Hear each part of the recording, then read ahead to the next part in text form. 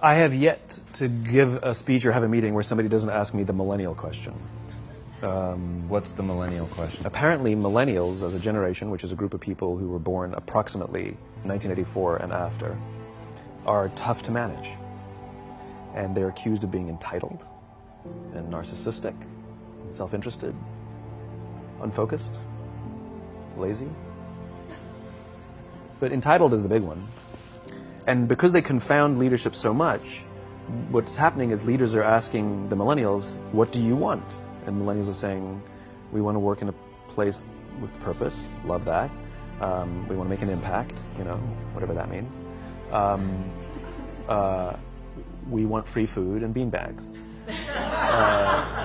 And so somebody articulates some sort of purpose, there's lots of free food and there's beanbags, and yet for some reason, they're still not happy. And that's because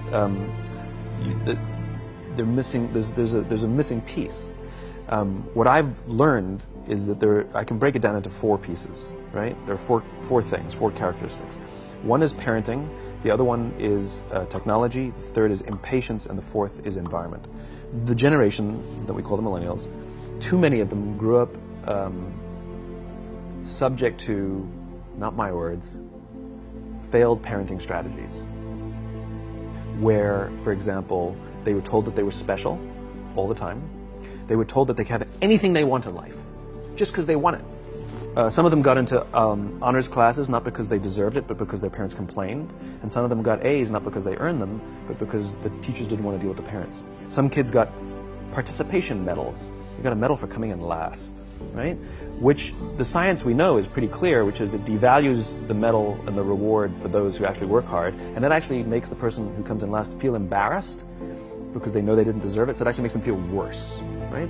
So you take this group of people, and they graduate school, and they get a job, and they're thrust into the real world, and in an instant, they find out they're not special, their moms can't get them a promotion, that you get nothing for coming in last, and by the way, you can't just have it because you want it.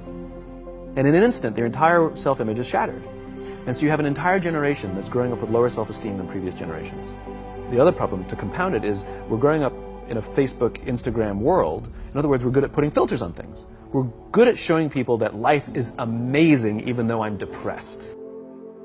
And so everybody sounds tough, and everybody sounds like they got it all figured out. And the reality is there's very little toughness, and most people don't have it figured out. And so when the more senior people say, well, what should we do? They sound like, this is what you got to do.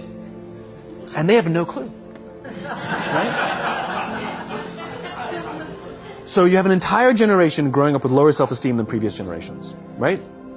Through no fault of their own. Through no fault of their own, right? They were dealt a bad hand. Now let's add in technology. We know that engagement with social media and our cell phones releases a chemical called dopamine.